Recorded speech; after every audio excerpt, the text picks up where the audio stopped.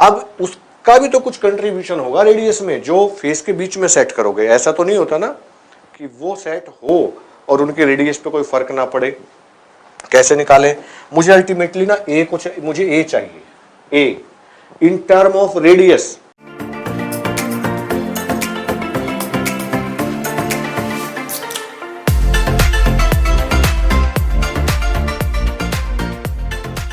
Good evening सबको। Solid state और solid state में आज हम करने वाले हैं डेरिवेशन पैकिंग इफिशिएंसी के, जो आपने पिछली क्लासेस में सीखा। इंपेरिकल फॉर्मूला देखा था आपने एक दिन कैसे निकालते हैं, और उससे पहले वाली क्लास में जनरल इंट्रोडक्शन। आज क्या करेंगे?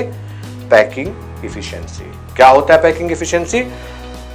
आपके पास एक बॉक्स है, एक बॉक्स जैसे मोबाइल वाला बॉक्स आता है जो खाली डब्बा, और उसमें छोटी छोटी बॉल आती है ना बच्चों के खेलने की छोटे वाली, वो भरते गए, पूरा भर दिया एकदम। वो आपको लगेगा कि डिब्बा पूरा भर गया है, लेकिन उस डब्बे के अंदर अगर मैं मिट्टी भरना चाहूं तो मैं बहुत ज्यादा अमाउंट में मिट्टी भर सकता हूं। इसका मतलब जो स्फीयर जो होते हैं, गोले जो होते हैं, जब वो टच करते हैं आपस में तो उनके बीच में खाली जगह रह जाती है। और हम किसी भी सॉलिड को क्या समझते हैं कि जो सॉलिड बना है वो एटम से बना है, और स्फीयर मान के चलते हैं उनको। तो वो स्फीयर तीन तरीके के हमने सिलेबस में लिए। एक सिंपल क्यूबिक यूनिट सेल वाला जो पोर्शन था एक पोर्शन को बनाने में, और बॉडी सेंटर जो बॉडी के सेंटर में एक एक्स्ट्रा एटम था, और फेस सेंटर। ठीक है, फेस सेंटर में 4 एटम का वॉल्यूम के बराबर आया था, और बॉडी सेंटर में 2 एटम का वॉल्यूम हमारा निकल के आया था, और सिंपल क्यूबिक में 1 का निकल के आया था। तो उसी को आधार बना करके आज हमने डेरिवेशन करने हैं और पैकिंग इफिशिएंसी निकालनी है कि कितना परसेंट स्पेस ऑक्यूपाइड होता है जब हम सिंपल क्यूबिक यूनिट सेल बनाते हैं, बॉडी सेंटर बनाते हैं या फेस सेंटर बनाते हैं। उल्टा भी सोच सकते हो, कितना खाली रह जाता है स्पेस। नीट में तो यही पूछा, नीट में यही पूछा कि कितने परसेंट स्पेस अनऑक्यूपाइड होता है बीसीसी में। तो वैसे तो आप लिख लो, मैं कुछ चीजें बता दूं आपको बेटा। सिंपल क्यूबिक जो होता है, जो सिंपल क्यूबिक यूनिट सेल है, सिंपल क्यूबिक यूनिट सेल में जो स्पेस ऑक्यूपाइड होता है 52.4%। याद भी रखना है आपको, याद रखना है। अब मैं सीधे सीधे डेरिवेशन पर आ जाता हूं, आपको वो डेरिवेशन सिखाता हूं मैं। तो डेरिवेशन क्या है, एक बार मैं इसको हटा देता हूं, दिखाता हूं आपको।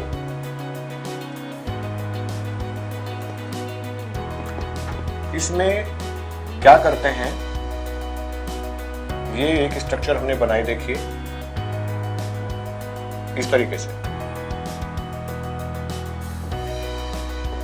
आप भी बनाएंगे, मेरे साथ साथ करेंगे आप इसको। इसमें बेटा ये जो एड्ज लेंथ है इसको हम बोलते हैं ए है, और चूंकि क्यूब है, क्यूब में क्या होता है ए बी सी, मतलब जितने भी फेस है ना, लेफ्ट राइट सामने बैक ऊपर नीचे, वो सब सेम साइज के हैं। तो मैंने एक ले लिया। तो आप देखते हैं कि यहां जो एटम लगा हुआ है वो इस तरीके से रेडियस है उसकी, मतलब ये जो ए है आप क्लियर देखिए, that is equal to 2r। ठीक है, ए is equal to 2r।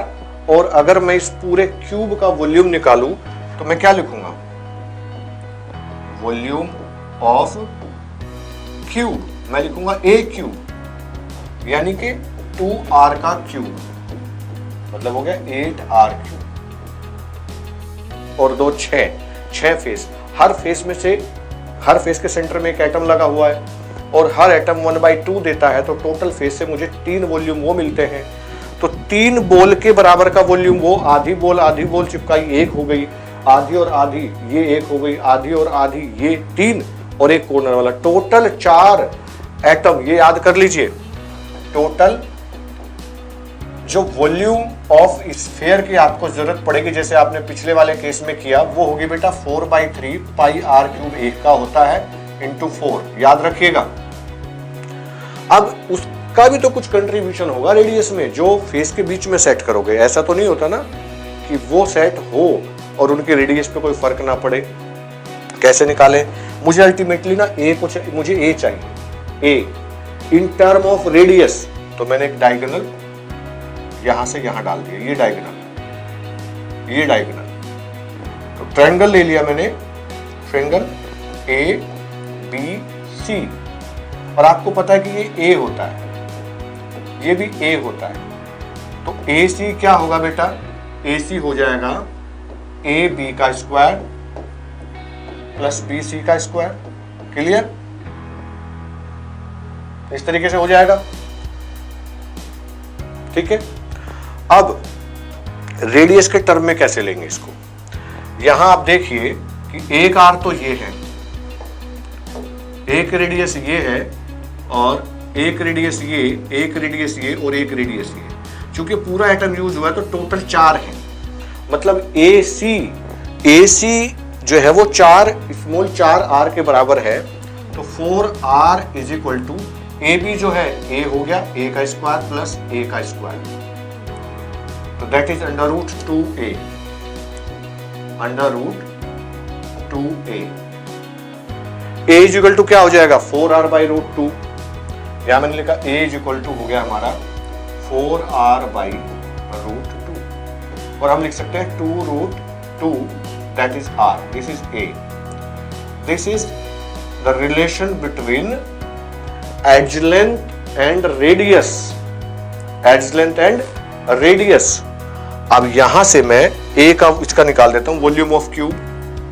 Volume of cube होता है a cube, that is 2 root 2 r का क्यूब, और टोटल वॉल्यूम ऑफ स्फीयर आपको पता है, that is 16/3 pi r cube, 4 से मल्टीप्लाई किया। तो स्पेस ऑक्यूपाइड क्या बना, यही लिख देता हूं, स्पेस ऑक्यूपाइड हमारा हो गया 16/3 पाई r क्यूब अपॉन, ये हो गया 2 रूट 2 r का क्यूब इंटू 100, दैट इज 74%। याद रखिएगा, ये याद रखने वाली चीज है 74%। और एक आपने खुद करना है, बीसीसी वाला केस, बॉडी सेंटर क्यूबिक। ये आप देखिए, वीडियो को बाद में रोक करके इसको नोट करिएगा। बीसीसी की स्ट्रक्चर दे करके थोड़ा सा समझा देता हूं। बीसीसी में ऐसे होगा, बीसीसी जो है वो इस तरीके से आएगा, ये बीसीसी है ऐसे। इस पूरी बॉडी के बिल्कुल बीच में यहां पर एक एक्स्ट्रा आइटम होगा बेटा, और एक डायगोनल जो है, आप देखो फ्रंट वाली साइड के नीचे का फेस ले लो कॉर्नर, और पीछे वाली के ऊपर का, दोनों में खूंटी गाड़ के रस्सी बांधोगे तो बिल्कुल बॉडी के बीच में से होके जाएगी वो। तो यहां इसका नीचे का और बैक वाले का ऊपर का मैंने ले लिया पोर्शन, तो ट्रायंगल नहीं बनता कोई भी। ए बी, मुझे एक्स्ट्रा एक डायगोनल डालना पड़ेगा किसी भी एक फेस पर, सी, तब जाकर के एक ट्रायंगल बनेगा ए बी सी। लेकिन ए सी निकालने के लिए मुझे डी भी लेना पड़ेगा। तो एक बार डेरिवेशन करोगे बी डी सी का, और दूसरी बार डेरिवेशन करोगे ए बी सी का, तो तभी आ जाएगा 4r, r r r r। A B जो है 4r के बराबर है, और B C that is under root 2a। ए के टर्म में निकालोगे तो under root 3, A is equal to आपका 4r, और a is equal to 4r by root 3। इसका क्यूब कर देना है, जब वॉल्यूम का क्यूब निकालोगे 64r क्यूब अपॉन 3 रूट 3। ये क्यूब का है, और बीसीसी में 2 एटम लगते हैं, तो उसका कितना है 4/3 पाई r क्यूब इंटू 2, और परसेंटेज के लिए 100, आंसर 68। पूरा डेरिवेशन आप करेंगे। वीडियो को शेयर कर दिया करो, सब्सक्राइब करना तो भूलना ही नहीं है आपको।